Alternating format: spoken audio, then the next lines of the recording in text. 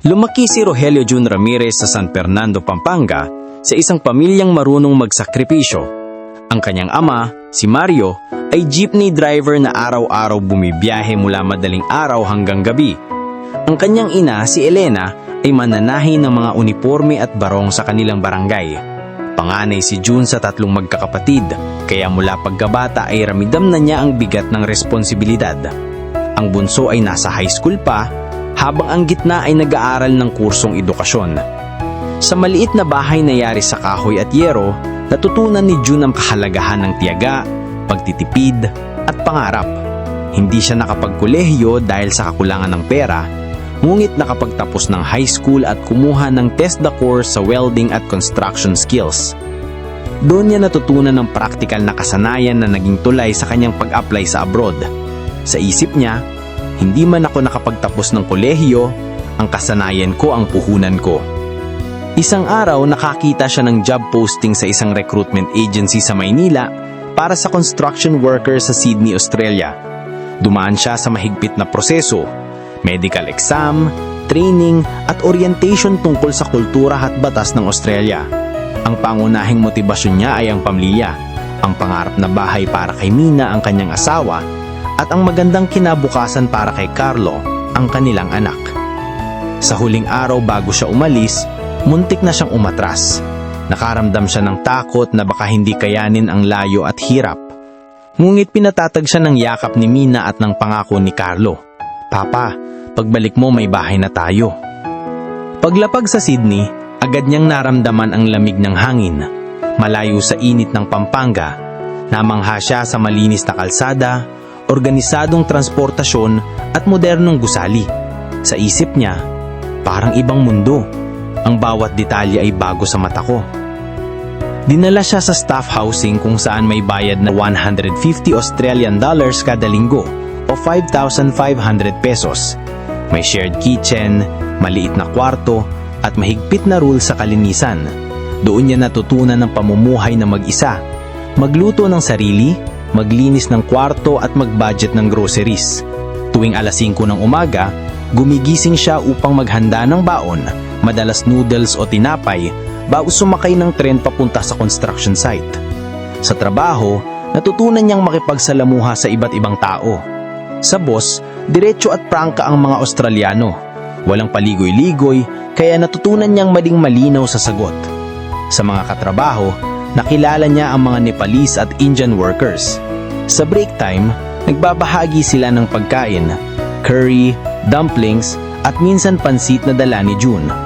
Sa mga strangers, napansin niyang mahilig ang mga tao sa small talk. Kahit sa bus, may random na magtatanong ng, "How's your day?" Isang bagay na hindi karaniwan sa Pilipinas. Sa gabi, madalas siyang mag-video call kay Mina at Carlo. Minsan nanonood siya ng TV upang matuto ng slang ng mga Aussie. Natutunan niyang mag-jogging sa park dahil libre at igtas. Tuwing linggo, nagsisimba siya sa Catholic Church sa Sydney, kung saan nagtitipo ng mga Pilipino. Minsan, naglilibang siya sa mall, Westfield, Sydney.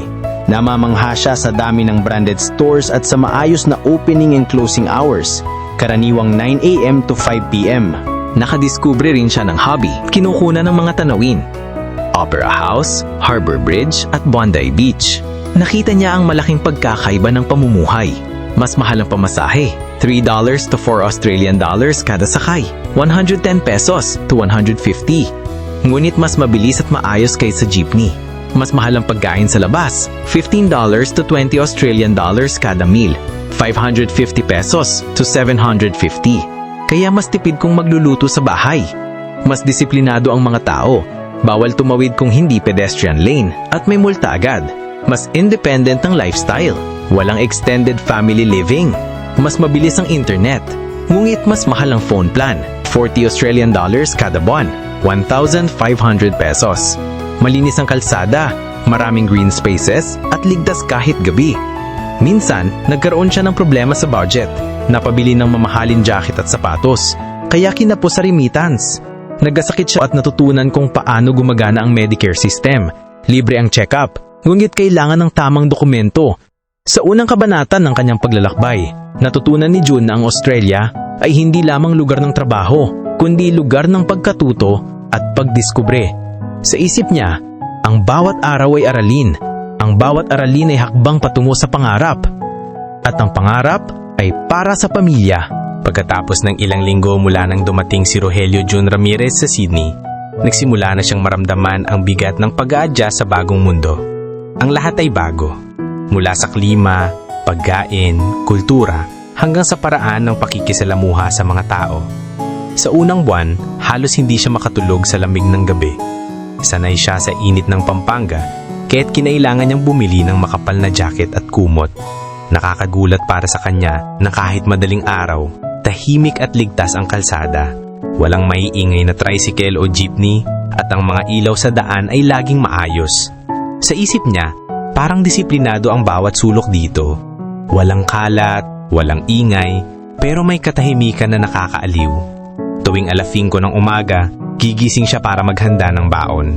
Madalas noodles, tinapay, o minsan adobo na niluto niya kagabi. Sasakay siya ng tren gamit ang Opal card at mapapansin niya ang katahimikan ng mga pasahero. Walang nagsisiksikan, walang sigawan, at lahat ay nakapila ng maayos. Sa construction site, natutunan niya makipagtrabaho sa mga Australiano at iba pang lahi. Ang boss nila ay prangka. Walang paligoy-ligoy, diretso sa utos. Sa una, nahirapan si June dahil sanay siya sa po at opo. Ngunit kalaunan natutunan niyang sagutin ng malinaw at diretso. Ang mga katrabaho ay halo-halo. Nepalese, Indian, at ilang Pilipino rin. Sa staff housing, natutunan niyang maging independent. Siya mismo ang gumagawa ng lahat. Gumastos siya ng $70 to $100 Australian dollars, 2,500 pesos to 3,700 kada linggo para sa groceries. Natutunan niyang magluto ng meat pie at fish and chips. Pero mas gusto pa rin niya ang sinigang at tuyo na minsan ay binibili sa Filipino store. Sa gabi, madalas siyang mag-video call kay Mina at Carlo. Ang simpleng tawag ay nagiging lakas niya sa pang-araw-araw. Kapag may libreng oras, nag-jogging siya sa park.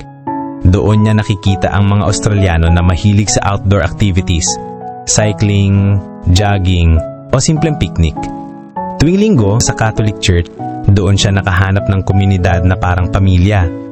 Mabilis lumipas ang mga unang buwan ni Rogelio June Ramirez sa Sydney. Ngunit, unang taon ang tunay na pagsubok. Dito niya naramdaman ang bigat ng pangungulila, ang hirap ng pagtitipid, at ang saya ng mga bagong tuklas. Sa trabaho, mas lalo niyang nakilala ang ugali ng mga Australiano. Diretso sila magsalita, walang paligoy-ligoy, at sanay sa midship ang pakikisama na pantay-pantay. Sa una, nahirapan si June dahil sanay siya sa po at opo. Ngulit kalaunan natutunan niyang sagutin ng malinaw at may kumpiyansa. Sa labas, napansin niya ang kakaibang kultura ng mga tao. Mahilig sa sports tulad ng rugby at cricket, at halos lahat ay may hilig sa outdoor activities.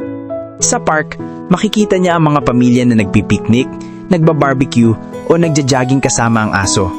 Sa isip niya, sa Pilipinas, madalas nasa loob ng bahay ang banding. Dito, nasa labas, sa kalikasan. Sa trabaho, maghapon siyang nagwi-welding, nagbubukat ng bakal, at tumutulong sa pagbuo ng gusali. Pag-uwi, diretso siya sa staff housing.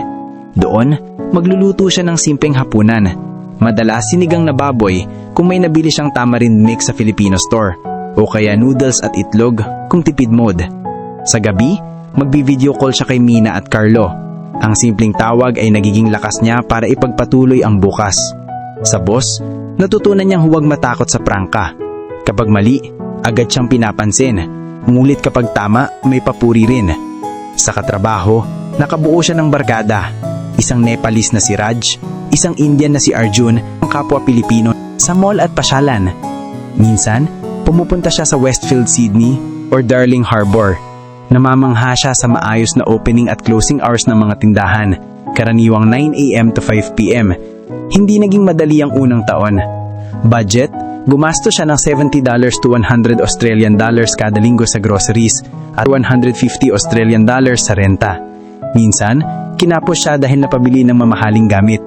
Sa unang taon, natutunan ni June na ang Australia ay hindi lamang lugar ng trabaho, kundi lugar ng pagkatuto at pagtitiis. Habang lumalalim ang pananatili ni Rogelio June Ramirez sa Sydney, unti-unti niyang natutunan na ang pinakamahalagang sandigan ng isang OFW ay ang komunidad ng mga Pilipino. Sa gitna ng pangungulila, sila ang nagbigay ng lakas, saya at pakiramdam na hindi siya nag-iisa sa banyagang lupain. Isang linggo, matapos ang misa sa Catholic Church sa Sydney, lumapit sa kanya ang isang grupo ng mga kababayan. Inimbitahan siya sa potluck gathering kung saan bawat isa ay nagdadala ng lutong Pinoy. Doon niya natikman ng kare-kare, pansit at bibingka na parang nasa Pampanga lang siya. Sa tawanan at kwentuhan nakaramdam siya ng ginhawa. Sa isip niya, parang may maliit na Pilipinas dito. Sa komunidad natutunan niya ang mga Pilipino ay laging handang tumulong sa isa't isa. Kapag may bagong dating na OFW, tinutulungan nila sa paghahanap ng tirahan at trabaho. Kapag may nagkasakit, nag-aambagan para sa gamot o hospital bills. Kapag may okasyon tulad ng Pasko o Fiesta, nag-oorganisa sila ng programa na may kantahan, sayawan at larong Pinoy. Si June ay naging aktibo sa mga ganitong pagtitipon. Minsan, siya ang nagdadala ng adobo o sinigang mix at minsan naman siya ang nag-aayos ng sound system. Nakilala niya isang kapwa OFW na nagtatrabaho bilang caregiver. Madalas silang magkwentuhan tungkol sa pamilya, pangarap at hirap ng buhay abroad. May mga sandaling may halong kilig ang kanilang usapan. Sa Australia, mas disiplinado ang mga tao, walang jaywalking, walang sigawan sa kalsada. Sa Pilipinas, mas masaya ang banding dahil mas malapit ang pamilya at kapitbahay. Sa komunidad ng mga Pilipino, natutunan ni June na ang pagkakaibigan at bayanihan ay sandigan ng OFW. Sa isip niya, ang pamilya ko ang dahilan ng aking sakripisyo, ngunit ang mga kababayan ko ang nagbibigay ng lakas upang magpatuloy. Habang tumatagal ang pananatili ni Rogelio June Ramirez sa Sydney, ang bawat araw ay tila isang bagong aralin, mula sa pananamit, pagkain, libangan, hanggang sa mga kaugalian ng mga tao. Napansin ni June na mas simple at praktikal ang pananamit ng mga tao. Sa trabaho, lahat ay naka-uniform at safety gear. Walang pakialam sa branded na sapatos o mamahaling relo. Sa labas, madalas naka-shorts, t-shirt at tsinelas ang mga Australiano kahit sa mall. Sa isip niya, sa Pilipinas, madalas nag-aayos ng husto bago lumabas. Dito, mas mahalaga ang comfort kaysa forma. Isa sa mga unang bagay na ikinagulat niya ay ang presyo ng pagkain. Ang isang simpleng meal sa fast food ay nasa $15 to $20 Australian dollars, kaya't natutunan niyang magluto sa bahay. Natikman niya ang meat pie, fish and chips at Vegemite, ngunit mas hinahanap pa rin niya ang adobo at sinigang. Sa Filipino store, bumibili siya ng bagoong tuyo at pansit canton, mga bagay na nagbibigay ng comfort food sa kanya. Sa groceries, gumagastos siya ng $70 to $100 Australian dollars, 2,500 pesos to 3,700 kada linggo. Kaya't maingat siya sa budget. Ang paggamit ng Opal card para sa bus at tren ay isa sa mga bagay na nakapagpahanga sa kanya. Walang siksikan, walang sigawan, at lahat ay nakapila ng maayos. Ang pamasahe ay nasa $3 to $4 Australian dollars, 110 pesos to 150 pesos. Mas mahal kaysa jeepney, ngunit mas mabilis at maayos. Sa Pilipinas, sanay siya sa jeepney na may musika at tawanan. Dito, tahimik ang biyahe. Madalas nakatutok ang mga tao sa libro o cellphone. Nakapunta siya sa Bondi Beach at Darling Harbour, kung saan namangha siya sa ganda ng tanawin at kalinisan. Sa Australia, mas mahal ang pagkain at pamasahe, ngunit mas maayos ang serbisyo. Sarado na ang mga tindahan bago maggabi. Sa kanyang mga obserbasyon, natutunan ni June na ang kultura ng Australia ay nakabatay sa disiplina, praktikalidad at kalayaan. Sa isip niya, iba ang pamumuhay dito, ngunit bawat pagkakaiba ay aralin. Ang Australia ay guro at ako ay estudyante ng bagong mundo. Sa pagpasok ng ikalawang taon ni Rogelio June Ramirez sa Sydney, nagsimulang lumutang ang mga hamon na hindi niya agad nakita noong una. Ang mga simpleng bagay na dati hindi niya iniisip sa Pampanga ay naging mabigat na pasanin sa banyagang lupa. Ramdam niya ang bigat ng pagkukulang, lalo na nang marinig niya sa tawag na nagkakaproblema ang makina ng jeepney ni Tatay Mario. Sa isip niya, dapat mas maingat ako. Ang bawat dolyar dito ay katumbas ng pawis at hirap. Dahil sa malamig na klima, nagkasakit siya ng trangkaso. Natutunan niya kung paano gumagana ang Medicare system ng Australia. Libre ang check-up, ngunit kailangan ng tamang dokumento at pasensya sa pila. Nakakagulat para sa kanya na kahit may sakit, hindi pwedeng basta lumiban sa trabaho. Kailangan ng medical certificate. May mga gabi na nakaupo siya sa gilid ng kama, nakatitig sa cellphone habang kausap si Mina at Carlo. Minsan, umiiyak siya ng tahimik. Inisip ang mga sandaling hindi niya nasaksihan. Ang unang medalya ni Carlo, ang simpleng hapunan ng pamilya at ang tawanan sa bahay. Sa isip niya, ang layo ay sugat. Ang video call ay gamot, pero hindi sapat. Minsan, nagkaroon siya ng alitan sa isang katrabaho na Australiano. Dahil sa prangka nitong ugali, nasabihan niya siya ng, "You're too slow." Sa una, nasaktan siya, ngunit kalaunan ay natutunan niyang huwag personalin ng mga salita. Sa Australia, ang trabaho ay trabaho. Walang paligoy-ligoy, walang pakiramdam na pinapaganda. Sa isip niya, ang prangka nila ay hindi insulto, kundi paraan ng pagiging totoo. Habang nakikipaglaban sa mga hamon, bumabalik sa isip niya ang mga alaala ng Pampanga. Ang amoy ng sinigang ni Nanay Elena, ang ingay ng jeepney ni Tatay Mario, at ang tawanan ng mga kapitbahay sa kalsada. Ang mga alaala ay nagiging lakas, ngunit minsan ay nagiging dahilan ng pangungulila. Sa mga unang pagsubok, natutunan ni John na ang buhay ng OFW ay hindi lamang tungkol sa kita, kundi sa pagtitiis at sakripisyo. Sa isip niya, ang hirap ay guro, ang pagkukulang ay aralin, at ang bawat aralin ay hakbang patungo sa mas matibay na kinabukasan. Matapos ang sunod-sunod na pagsubok sa trabaho at pangungulila, natutunan ni Rogelio Jun Ramirez na hanapin ang mga paraan ng paglilibang upang maibsan ang bigat ng buhay sa Australia. Ang mga simpleng gawain ay naging sandigan niya para manatiling matatag at masigla. Tuwing Sabado ng umaga, nagsusuot siya ng simpleng rubber shoes at nagjo-jogging sa malapit na park. May nagbibisikleta, may nagpipiknik, at may naglalakad. Para kay June, ang sariwang hangin at katahimikan ng paligid ay nagbibigay ng ginhawa. Sa isip niya, sa Pampanga, ang jogging ay sa kalsada na puno ng jeepney at tricycle. Dito, parang paraiso ang bawat park. Kinunan niya ang Sydney Opera House sa iba't ibang anggulo. Pinuntahan niya ang Harbour Bridge at namangha sa laki at astruktura. Sa Bondi Beach, kinunan niya ang mga alon at surfers na tila sumasayaw sa dagat. Ang bawat larawan ay parang alaala na nais niyang dalhin pa uwi sa Pilipinas. Sa gabi, nanunood siya ng TV at natututo ng slang ng mga Aussie. Minsan, bumibili siya ng libro tungkol sa kasaysayan ng Australia. Natutunan niya ang tungkol sa mga Aboriginal people at kung paano nabuo ang bansa mula sa kolonisasyon. Sa mga paraan ng paglilibang, natutunan ni June na ang kasayahan ay hindi kailangang magastos o magarbo. Sa isip niya, ang simpleng jogging, ang simpleng tawanan, at ang simpleng larawan ay sapat na upang magbigay ng lakas. Ang saya ay nasa maliliit na bagay. Habang tumatagal ang pananatili ni June sa Sydney, mas lumalalim ang kanyang pagkaunawa sa sistema ng batas, kaligtasan, at lifestyle ng Australia. Ang mga bagay na dati normal sa Pilipinas ay nagiging kakaibang karanasan sa kanya at bawat araw ay puno ng obserbasyon at pagtutok sa mga bagong aralin ng buhay. Isa sa mga unang bagay na ikinagunat ni June ay ang higpit ng mga batas. Traffic at pag-commute. Hindi pwedeng tumawid sa maling lugar. Dito, lahat ay nakapila at sumusunod sa pedestrian lane. Alcohol at paninigarilyo. Mahigpit ang patakaran. May designated areas lamang. Hindi pwedeng basta uminom sa kalsada o manigarilyo kahit saan. Sa construction site, mahigpit ang paggamit ng helmet, gloves, at safety boots. Kahit simpleng pagkukulang, agad na pinapansin ng boss.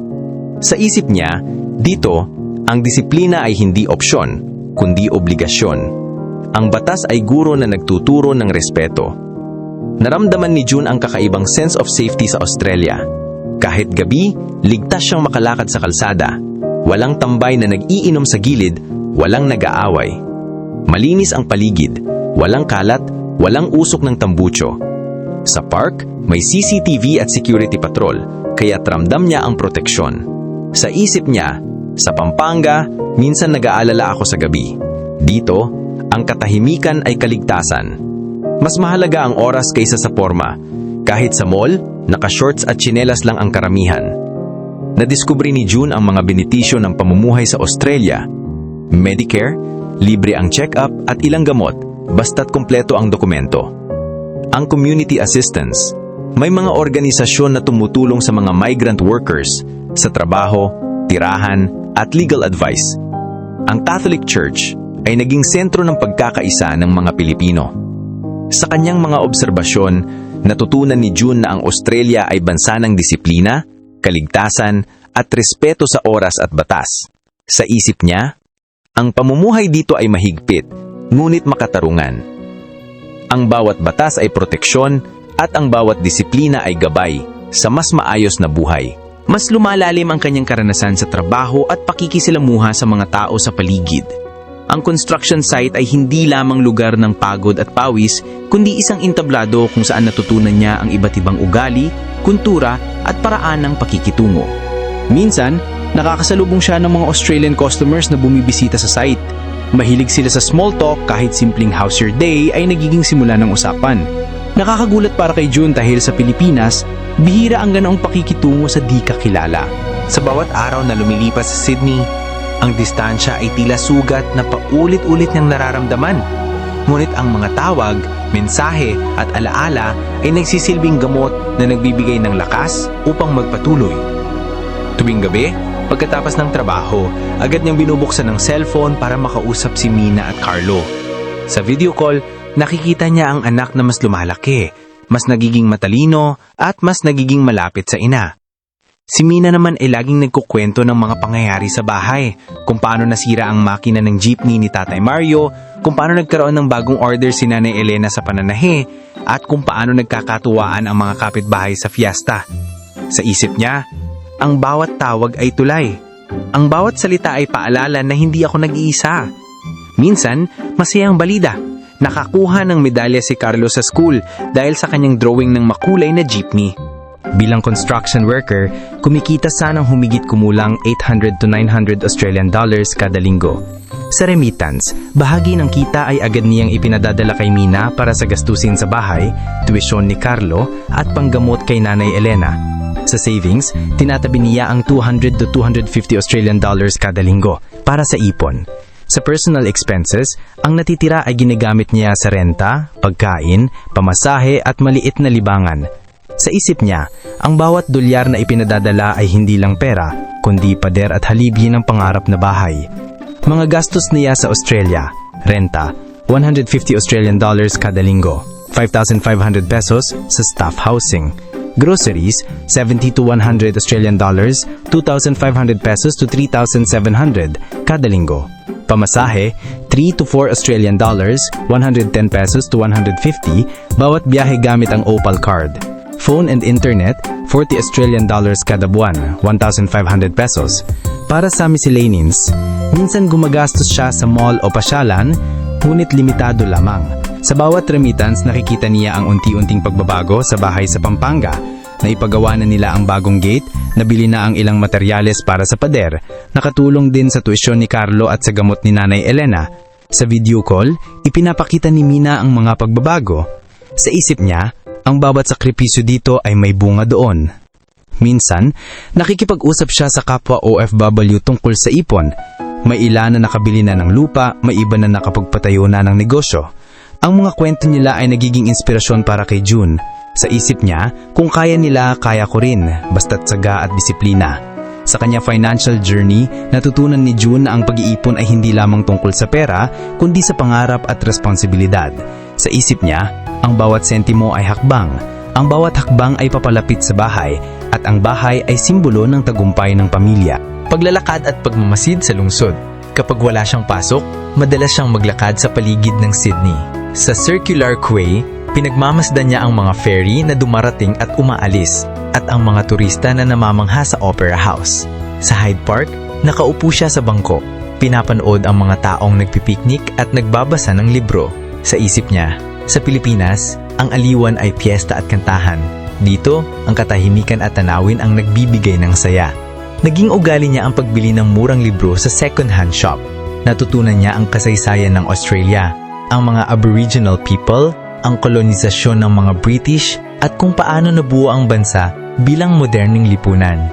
Sa pagbabasa, naramdaman niya na mas lumilawak ang kanyang pananaw. Sa isip niya, ang bawat pahina ay bagong mundo.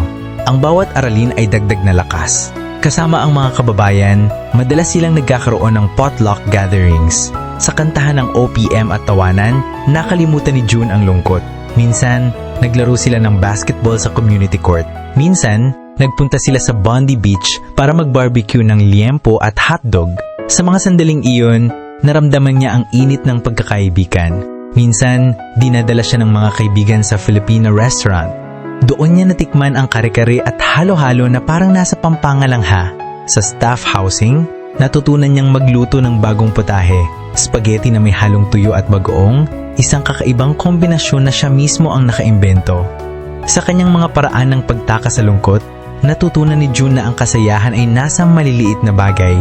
Sa isip niya, ang simpleng lakad, ang simpleng libro, at ang simpleng tawanan ay sapat na upang magbigay ng lakas.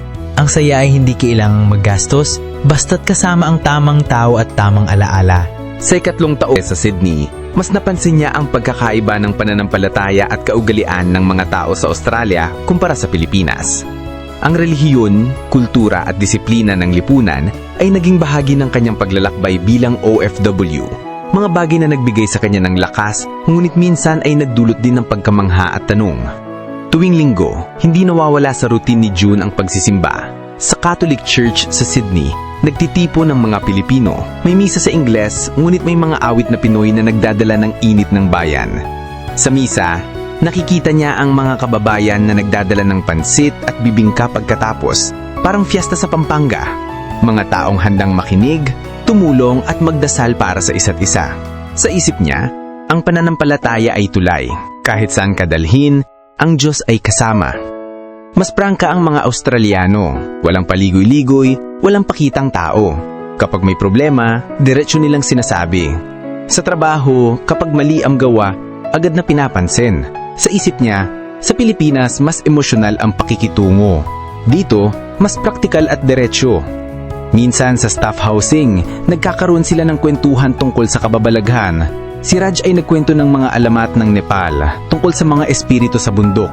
Si Arjun ay nagbahagi ng kwento ng mga festival sa India na may halong misteryo. Ang mga Pilipino naman ay nagkwento ng aswang, tikbalang at multo sa baryo.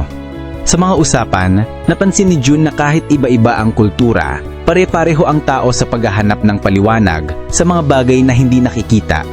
Sa Australia, mas mahalaga ang oras. Kapag may meeting, eksakto ang oras. Sa Pilipinas, sanay siya sa Filipino time. Ngunit dito, ang pagiging late ay malaking kasalanan. Sa kanyang mga obserbasyon, natutunan ni June na ang pananampalataya at kaugalian ay gabay sa buhay ng tao. Sa isip niya, ang relihiyon ay lakas, ang disiplina ay gabay, at ang kultura ay aralin. Ang bawat bansa ay may sariling kwento, at ako ay bahagi ng kwento ng Australia at Pilipinas. Habang patuloy na nakikipagsapalaran si Rogelio June Ramirez sa Sydney, hindi niya maiwasang balikan ang mga naiwang alaala at problema sa Pilipinas. Ang bawat tawag mula sa pamilya ay may kasamang balita, minsan masaya, minsan mabigat, na paulit-ulit na nagpapaalala sa kanya kung bakit siya ay nagsasakripisyo. Naiwan niya si Mina na mag-isang nag-aalaga kay Carlo. Madalas ikikwento ng asawa ang hirap ng pagiging solo parent mula sa paghatid sa eskwela hanggang sa pag-aasikaso ng bahay. Si Tatay Mario, ang kanyang tatay, ay patuloy na nagmamaneho ng jeepney kahit mahina na ang katawan. Si Nanay Elena naman ay patuloy sa pananahi kahit madalas sumasakit ang likod. Ang gitna niyang kapatid ay nag-aaral ng edukasyon, ngunit minsan kinukulang sa allowance. Ang bunso ay nasa high school, nangangarap ding makapagkolehiyo. Sa isip niya, habang ako'y nandito, sila'y patuloy na lumalaban doon. Ang hirap ay hindi lang sa akin, kundi sa lahat ng naiwan. Minsan, sa katahimikan ng gabi, bumabalik sa isip niya ang mga alaala ng kabataan sa Pampanga. Ang pagtulong kay tatay sa jeepney, pag-aabot ng pamasahe sa mga pasahero, ang pagtulong kay nanay sa pananahi, pagputol ng tela at pag-aayos ng sinulid. ang tawanan ng magkakapatid sa maliit na bahay na yari sa kahoy at yero. Ang mga alaala ay nagiging lakas, ngunit minsan ay nagiging sugat na paulit-ulit niyang nararamdaman. Sa paglipas ng panahon, natutunan ni Rogelio na hindi sapat ang trabaho at ipon upang mabuhay sa Australia. Kailangan din niya ng mga kaibigan at relasyon na magbibigay ng suporta, inspirasyon, at minsan ay tukso sa gitna ng pangungulila at pakikibaka. Sa construction site, mas lalo niyang nakilala sina Raj mula Nepal at Arjun mula India. Si Raj ay tahimik ngunit palaging handang tumulong. Madalas siyang magbahagi ng kwento tungkol sa kabundukan ng Nepal at ang kanilang tradisyon ng The Shine Festival. Si Arjun naman ay masayahin, mahilig magkwento ng mga festival sa India na puno ng kulay at sayawan. Sa mga simpleng kwento, natutunan ni John na kahit iba-iba ang lahi, pare-pareho silang may pangarap at sakripisyo. Sa Catholic Church, nakilala niya ang iba pang mga Pilipino. Madalas silang mag-organisa ng potluck gatherings, basketball games, at simpleng kantahan ng OPM. Sa mga sandaling iyon, naramdaman ni John ang init ng pagkakaibigan. Sa isip niya, ang komunidad ay parang pamilya. Ang bawat kababayan ay kapatid sa laban. Sa mga bagong kaibigan at relasyon, natutunan ni John na ang pakikisama ay sandigan ng OFW. Sa isip niya, ang kaibigan ay lakas, ang komunidad ay pamilya, at ang tukso ay paalala ng pangako. Ang bawat tao na nakilala ko ay bahagi ng aking kwento.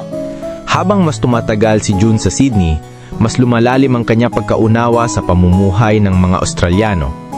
Ang bawat araw ay tila isang paglalakbay sa bagong kultura, mula sa pagkain, libangan, pananamit, hanggang sa mga kaugalian na ikinumpara niya sa Pilipinas. Sa isip niya, sa Pampanga, ang bonding ay piyesta at kantahan. Dito, ang bonding ay picnic at sports. Sa kanyang mga natuklasan, natutunan ni June na ang Australia ay bansa ng praktikalidad, disiplina at kalayaan. Sa isip niya, ang pamumuhay dito ay simple ngunit organisado. Ang bawat pagkakaiba ay aralin at ang bawat aral ay hakbang patungo sa mas malawak na pananaw. Mas naramdaman niya ang kakaibang hamon ng 4 na season ng lugar sa Australia kung saan siya naroroon. Sa Pilipinas, sanay siya sa init at ulan. Dito, bawat panahon ay may sariling kwento, may sariling hirap, ginhawa at aralin. Nang dumating ang unang taglamig, halos hindi siya makatulog sa lamig ng gabi. Kailangan niyang bumili ng makapal na jacket at kumot, bagay na hindi niya kailanman nagamit sa Pampanga. Sa trabaho, mas mabigat ang pakiramdam ng katawan. Ang welding at pagbubuhat ng bakal ay tila doble ang hirap sa malamig na hangin. Sa staff housing, natutunan niyang magluto ng mainit na sabaw, ramen, sinigang at minsan lugaw para labanan ang lamig. Sa isip niya, ang lamig ay parang pagsubok, hindi lang sa katawan, kundi sa tibay ng loob. Nang dumating ang tag-init, ibang karanasan naman ang kanyang naranasan. Sa construction site, ramdam niya ang init ng araw na halos kasing tindi ng Pilipinas, at mas tuyo at masakit sa balat. Sa park, nakita niya ang mga Australiano na nagsa-sunbathing, nakahiga sa damuhan na walang takot sa araw. Sa Bondi Beach, namangha siya sa dami ng surfers na tila sumasayaw sa alon. Sa isip niya, sa Pilipinas, ang init ay fiesta at kantahan. Dito, ang init ay surfing at picnic. Sa taglamig, natutunan niyang mag-layer ng damit, shirt, sweater, jacket at scarf. Sa tag-init, natutunan niyang magdala ng sunscreen at tubig kahit saan. Sa spring at autumn, namangha siya sa pagbabago ng kulay ng mga dahon, mula berde, naging dilaw, pula, at kalaunan ay nalaglag sa lupa. Sa Pilipinas, ang panahon ay init at ulan lamang.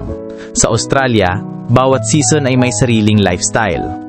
Sa taglamig, mas tahimik ang mga tao, mas madalas sa loob ng bahay. Sa tag-init, mas buhay ang lungsod, maraming festival, outdoor concerts at sports events. Sa spring, ramdam ang saya ng mga tao sa pagbabalik ng bulaklak at liwanag. Sa autumn, may halong lungkot at ganda sa pagbagsak ng mga dahon. Sa kanyang karanasan sa taglamig at tag-init, natutunan ni June na ang panahon ay guro ng pagtitiis at pag-a-adjust. Sa isip niya, ang lamig ay nagtuturo ng tibay. Ang init ay nagtuturo ng saya. Ang bawat season ay paalala na ang buhay ay may pagbabago at ang pagbabago ay dapat yakapin. Sa irap ng trabaho sa construction site at sa lamig ng klima, dumating ang mga pagkakataon na kinailangan niyang humarap sa sistema ng pangangalaga sa kalusugan ng Australia. Isang karanasang malayo sa nakasanayan niya sa Pilipinas. Isang taglamig, nagkaroon siya ng matinding trangkaso. Sa Pilipinas, sanay siyang uminom ng herbal tea o bumili ng gamot sa butika nang walang reseta. Sa Australia, natutunan niyang kailangan ng medical certificate para makaliban sa trabaho. Pumunta siya sa isang GP, General Practitioner, clinic kung saan libre ang check-up dahil sakop siya ng Medicare system. Sa isip niya, dito, organisado ang sistema. Hindi ka basta bibili ng gamot. Kailangan ng tamang proseso. Libre ang check-up at ilang gamot basta't kumpleto ang dokumento. Pharmacy, mas mahigpit. Hindi pwedeng basta bumili ng antibiotics nang walang reseta. Ospital, malinis, maayos, at may pila. Pero hindi kasing gulo ng mga ospital sa Pilipinas. Ang ambulance, may bayad. Kaya't natutunan niyang mag-ingat at huwag basta tatawag kung hindi emergency. Matapos ng karanasan, naging mas maingat si John. Nagsimula siyang mag-jogging tuwing Sabado upang palakasin ang katawan. Bumibili siya ng prutas at gulay kahit mas mahal dahil alam niyang mas mabuti ito kaysa sa fast food. Natutunan niyang magdala ng jacket at payong kahit hindi tiyak ang panahon. Sa Pilipinas, mas mabilis ang pagbili ng gamot pero minsan kulang sa tamang reseta. Sa Australia, mas mabagal ang proseso pero mas sigurado at mas ligtas. Sa Pilipinas, madalas umaasa sa hilot at herbal remedies. Sa Australia, mas nakatuon sa modernong medisina. Sa kanyang karanasan sa kalusugan, natutunan ni John na ang pag-iingat ay mas mahalaga kaysa paggagamot. Sa isip niya, ang katawan ay puhunan. Ang bawat sakit ay paalala na ang lakas ay hindi permanente. Ang kalusugan ay kayamanang hindi dapat ipagwalang bahala. Habang nakaupo si Rogelio June Ramirez sa staff housing sa Sydney, madalas bumabalik sa kanyang isip ang mga alaala ng kabataan sa Pampanga. Ang simpleng buhay na iyon ang humubog sa kanyang pagkatao, mga karanasang puno ng hirap, saya at aral na naging lakas niya sa pagiging OFW. Bata pa si June nang matutong tumulong kay tatay sa jeepney. Siya ang nag-aabot ng pamasahe sa mga pasahero. Minsan siya ang sumisigaw ng "Bayan! Bayan!" tuwing may sasakay. Sa init ng araw at usok ng kalsada, natutunan niya ang tiyaga at pakikisama. Sa isip niya, ang jeepney ay hindi lang sasakyan, kundi paaralan ng buhay. Tuwing hapon nakikita niya si nanay na nakaupo sa makinang panahi. Siya ang nag-aayos ng sinurid at nagpuputol ng tela. Minsan, natutulog siya sa tabi ng makinang may tunog na parang musika. Sa bawat tahi, natututunan niya ang sipag at pasensya. Sa isip niya, ang bawat tahi ni nanay ay paalala na ang hirap ay may bunga. Sa maliit na bahay na yari sa kahoy at yero, sabay-sabay silang naglalaro ng tex, holen at tumbang preso. Ang gitna niyang kapatid ay palaging nananalo sa holen. Ang bunso ay mahilig sa tex, palaging may bagong baraha. Sa tawanan at sigawan, nakalimutan nila ang hirap ng buhay. Sa isip niya, ang kahirapan ay nagiging magaan kapag may tawanan niyang pamilya. Tuwing piyesta, nagiging masaya ang buong baryo. May kantahan ng OPM, may sayawan sa kalsada, at may palaro para sa mga bata. Ang jeepney ni tatay ay nagiging dekorasyon, puno ng banderitas. Ang sinigang ni nanay ay nagiging handa para sa mga kapitbahay. Sa isip niya, ang piyesta ay hindi lang kasayahan, kundi paalala ng pagkakaisa. Sa kanyang mga alaala ng kabataan, natutunan ni June na ang hirap at saya ng simpleng buhay ay pundasyon ng kanyang lakas bilang OFW. Sa isip niya, ang jeepney, ang makinang panahi, ang tawanan ng magkakapatid at ang piyesta ng baryo, lahat ay paalala kung sino ako at kung bakit ako nandito. Sa bawat dolyar na kanyang iniipon, mas malinaw kay Rogelio June Ramirez ang larawan ng kanyang mga pangarap. Hindi lamang ito tungkol sa pera, kundi sa kinabukasan ng pamilya, sa bahay na matagal nang inaasam, at sa negosyo na magbibigay kasiguridad sa kanilang buhay. Sa bawat video call, madalas nilang pag-usapan ni Mina ang bahay na nais ipatayo sa Pampanga. Isang 2 palapag na bahay na may matibay na pader, hindi nayari sa kahoy at yero. May malawak na sala para sa pagtitipon ng pamilya tuwing fiesta. May kusina na maaliwalas para kay Nanay Elena na mahilig magluto. May garahe para sa jeepney ni Tatay Mario na simbolo ng kanilang sakripisyo. Sa isip niya, ang bawat remittance ay hindi lang pera, kundi bato at simento ng pangarap. Bukod sa bahay, pangarap din ni June na magkaroon ng maliit na negosyo. Isang sari-sari store na pamamahalaan ni Mina. Isang vulcanizing shop para kay Tatay Mario upang hindi na siya mahirapan sa biyahe. Isang mini tailoring shop para kay Nanay Elena upang magamit ang kanyang husay sa pananahi. Sa isip niya, ang negosyo ay hindi lang kita, kundi tulay sa mas maayos na buhay. Pinaka-importante para kay June ang kinabukasan ng anak. Pangarap niyang makapag-aral si Carlo sa magandang kolehiyo. Nais niyang suportahan ang hilig ng anak sa sining at pagguhit. Sa isip niya, ang edukasyon ni Carlo ang tunay na pamana na may iwan niya. Bagamat masaya siya sa mga natutunan sa Australia, pangarap pa rin ni June ang pag-uwi sa Pilipinas. Ang muling pagsama sa pamilya, ang muling pagtawa sa fiesta ng baryo, ang muling pag-upo sa jeepney ni Atay Mario, hindi bilang pasahero, kundi bilang anak na nagtagumpay. Sa kanyang mga plano, natutunan ni June na ang pangarap ay gabay ng bawat sakripisyo. Sa isip niya, ang bahay ay simbolo ng tagumpay, ang negosyo ay simbolo ng seguridad, at ang edukasyon ni Carlo ay simbolo ng kinabukasan. Lahat ng ito ay dahilan kung bakit ako nandito. Sa kabila ng mga pangarap at plano, dumating ang panibagong yugto ng mga pagsubok para kay Rogelio June Ramirez. Ang 3 taon niya sa Sydney ay hindi lamang tungkol sa pag-iipon at pagtitiis, kundi sa pagharap sa mga hamon na muling sumubok sa kanyang lakas at determinasyon. Isang araw sa construction site nagkaroon ng aksidente. Nadulas ang isang katrabaho at muntik nang mahulog sa scaffolding. Bagamat ligtas ang lahat, mas lalong humigpit ang patakaran sa safety. Nadagdagan ang pressure sa trabaho at mas mahigpit ang pagbabantay ng boss. Si June ay nakaramdam ng takot, ngunit natutunan niyang mas maging maingat at responsable. Sa isip niya, ang trabaho ay hindi lang kita, kundi panganib na dapat harapin ng may disiplina. Dumating ang panahon na tumaas ang presyo ng groceries at renta. Ang dating 70 to 100 Australian dollars na budget sa pagkain ay naging 120 to 150 Australian dollars. Ang renta sa staff housing ay tumaas ng $20 kada linggo. Dahil dito, nabawasan ng perang na ipapadala niya sa Pilipinas. Sa isip niya, ang bawat dolyar ay mas mabigat ngayon. Kailangan kong magtiis at mag-adjust. Habang lumalalim ang pangungulila, mas naging malapit siya sa isang kapwa OFW na nagtatrabaho bilang caregiver. Madalas silang magkwentuhan sa park, maglibang sa Filipino restaurant at magtulungan sa mga problema. Ngunit sa bawat tawag kay Mina, pinapaalala niya sa sarili ang pangako at pangarap. Ang tukso ay naging paalala ng kanyang responsibilidad bilang asawa at ama. Sa isip niya, ang puso ay madaling matukso, ngunit ang pangako ay mas matibay kaysa sa lungkot. Isang gabi, natanggap niya ang balita na muling nagkasakit si Nanay Elena. Kinailangan ng dagdag na pera para sa gamot. Kinapos siya dahil sa mataas na gasto sa Australia. Sa mga sandaling iyon, ramdam niya ang bigat ng distansya at ang hirap ng pagiging malayo. Sa isip niya, ang bawat sakit nila ay sugat ko. Ang bawat problema nila ay pasanin ko. Sa mga bagong pagsubok, natutunan ni June na ang buhay ng OFW ay tuloy-tuloy na laban. Sa isip niya, ang hirap ay hindi natatapos, ngunit ang bawat pagsubok ay paalala ng pangarap. Ang pangarap ang dahilan kung bakit ako patuloy na lumalaban.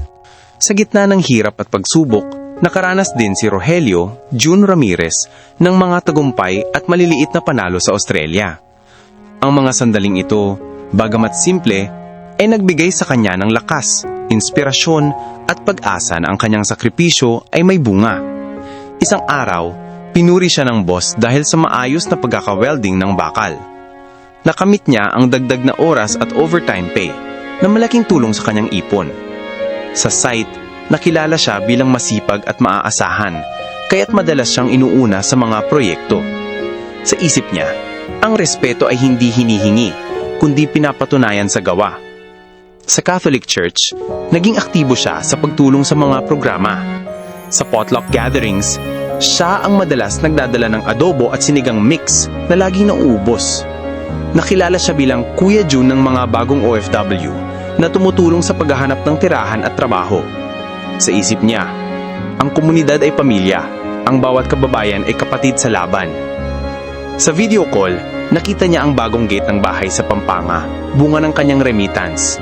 Si Carlo ay nakakuha ng medalya sa drawing contest at ipinakita ito kay June na may ngiti ng tagumpay. Si Mina ay nagpasalamat sa kanya. Sinabing, kahit malayo ka, ramdam namin ang sakripisyo mo. Sa isip niya, ang bawat dolyar na ipinadala ay hindi lang pera, kundi alaala ng pagmamahal. Natutunan niyang mag-jogging at na naging outlet ng kanyang stress. At ang mga larawan ng Opera House at Harbor Bridge ay naging simbolo ng kanyang paglalakbay. Sa simpleng libro na binili niya sa second-hand shop, natutunan niya ang kasaysayan ng Australia at mas lumawak ang kanyang pananaw. Sa kanyang mga tagumpay, natutunan ni June na ang maliliit na panalo ay hakbang patungo sa malaking pangarap. Sa isip niya, ang bawat papuri, ang bawat alaala at ang bawat ngiti ay paalala na ang hirap ay may bunga. Ang tagumpay ay hindi laging malaki, minsan ay nasa maliliit na bagay. Sa katahimikan ng gabi sa Sydney, madalas mapaisip si June tungkol sa kanyang paglalakbay bilang OFW. Ang bawat hirap, saya, pangungulila at tagumpay ay tila bumabalik sa kanya bilang mga tanong na kailangan sagutin. Hindi ng mundo, kundi ng kanyang sariling puso. Sa trabaho, ramdam niya ang bigat ng katawan at isip. Ngunit sa bawat papuwi ng boss may kasamang ginhawa. Sa pangungulila, ramdam niya ang layo sa pamilya. Ngunit sa bawat video call, may kasamang ngiti at lakas. Sa gastos, ramdam niya ang kakulangan. Ngunit sa bawat remittance may kasamang bunga sa bahay at kinabukasan. Sa isip niya, ang hirap at saya ay dalawang mukha ng parehong sakripisyo. Minsan, tinatanong niya ang sarili, sulit ba ang lahat ng ito? Ang bawat pawis sa construction site ay kapalit ng pangarap na bahay. Ang bawat lungkot sa gabi ay kapalit ng edukasyon ni Carlo. Ang bawat tukso ay paalala ng pangako kay Mina. Sa isip niya, ang puso ay madaling manghina, ngunit ang pangarap ay mas matibay kaysa sa lungkot. Sa introspeksyon, natutunan niya na siya ay hindi lamang isang OFW. Siya ay anak na nagtataguyod sa magulang. Siya ay asawa na naninindigan sa pangako. Siya ay ama na nagtataguyod ng kinabukasan. Siya ay Pilipino na nagdadala ng kultura at pananampalataya sa ibang bansa. Sa isip niya, ako ay hindi lang manggagawa. Ako ay kwento ng sakripisyo at pag-asa. Sa kanyang pagninilay, natutunan ni June na ang buhay ay hindi lamang tungkol sa pera, kundi sa kahulugan ng bawat hakbang. Sa isip niya, ang bawat hirap ay aralin, ang bawat saya ay gantimpala, at ang bawat pangarap ay dahilan kung bakit ako patuloy na lumalaban. Habang papalapit ang pagtatapos ng kontrata ni June sa Sydney, mas naramdaman niya ang halo-halong emosyon. Saya, kaba, at pangungulila. Ang pag-uwi ay matagal na niyang inaasam, ngunit dala rin nito ang takot at tanong kung ano ang naghihintay sa kanya sa Pilipinas. Sinimulan niyang ayusin ang kanyang mga dokumento, passport, kontrata at mga papeles para sa remittance. Naglista siya ng mga gamit na iuuwi, pasalubong para kay Carlo, mga tsokolate at souvenir para kay Mina, at ilang gamit para kay nanay at tatay. Nagtabi siya ng ipon para sa unang hakbang ng pagpapatayo ng bahay at maliit na negosyo. Sa isip niya, ang bawat papel at gamit ay paalala na malapit na akong makabalik. Sa video call, tuwang-tuwa si Carlo nang marinig na malapit nang umuwi ang ama. Si Mina ay nagplano ng simpleng salo-salo sa bahay, kasama ang pamilya at kapitbahay. Si Nanay Elena ay nagpasalamat sa Diyos, habang si Tatay Mario ay nagbiro. Pag uwi mo, ikaw na ang magmamaneho ng jeepney. Sa isip niya, ang bawat ngiti nila ay paalala na ang hirap ay may katapusan. Ngunit sa likod ng saya, may kaba rin si June. Paano kung hindi sapat ang ipon para sa bahay at negosyo? Paano kung mahihirapan siyang mag-adjust muli sa buhay sa Pilipinas? Paano kung kailangan niyang bumalik ulit sa abroad? Sa isip niya, ang pag-uwi ay simula ng bagong laban. Hindi ito katapusan, kundi panibagong yugto. Sa kanyang paghahanda, natutunan ni June na ang pag-uwi ay hindi lamang pagbabalik, kundi muling pagharap sa realidad. Sa isip niya, ang hirap sa abroad ay sakripisyo. Ang pag-uwi ay gantimpala, ngunit may kasamang bagong hamon. Ang pamilya ang dahilan at sila rin ang lakas sa bagong yugto. Dumating ang araw na pinakahihintay ni June, ang pag-uwi sa Pilipinas matapos ang ilang taon ng sakripisyo sa Australia. Sa bawat hakbang mula sa airport hanggang sa kanilang baryo sa Pampanga, ramdam niya ang bigat ng emosyon, saya, luha at pag-asa. Habang nakasakay sa eroplano, nakatanaw siya sa ulap, iniisip ang lahat ng pinagdaanan. Sa pagbabasa na hiya, ramdam niya ang init ng hangin na matagal na niyang hinahanap. Sa arrival area, nakita niya ang mga placard ng ibang pamilya. Ngunit ang pinakahihintay niya ay ang yakap ng kanyang sariling pamilya. Sa labas ng airport, nakita niya si Mina, si Carlo at ang kanyang mga magulang. Si Carlo ay agad na yumakap sa kanya, sabay sigaw ng, "Papa, welcome home!" Si Mina ay napaluha, mahigpit na niyakap si June na parang ayaw ng pakawalan. Si Nanay Elena at Tatay Mario ay nakangiti. May luha sa mata, ngunit puno ng saya. Sa isip niya, ito ang gantimpala ng bawat pawis, bawat lungkot at bawat sakripisyo. Pagdating sa kanilang bahay sa baryo, sinalubong sila ng mga kapitbahay na may dalang pansit, bibingka at halo-halo. Ang jeepney ni tatay ay pinalamot siya ng banderitas, parang piyesta. Ang tawanan ng magkakapatid ay muling bumalik, puno ng saya at alaala. Sa unang linggo ng kanyang pag-uuwi, sinimulan nilang ayusin ang lupa para sa bahay. Nagplano sila ng maliit na sari-sari store at vulcanizing shop. Si Carlo ay pinangako niyang susuportahan hanggang kolehiyo. Sa isip niya, ang pangarap ay nagsisimula na, ang bawat sakripisyo ay may bunga. Sa kanyang pag-uuwi, natutunan ni June ang buhay ng OFW ay hindi lang tungkol sa pag-alis, kundi sa pagbabalik. Sa isip niya, ang hirap ay sugat, ang pangungulila ay kirot, ngunit ang pag-uuwi ay lunas. Ang pamilya ang dahilan at sila rin ang gantimpala. Ang kwento ni Rogelio June Ramirez ay kwento ng bawat OFW, isang kwento ng sakripisyo, pangungulila, pangarap at pagbabalik. Sa kanyang pag-uuwi, nagsimula ang bagong kabanata ng kanilang buhay, hindi na bilang hiwalay na pamilya, kundi bilang buo, mas matatag at mas inspiradong pamilya.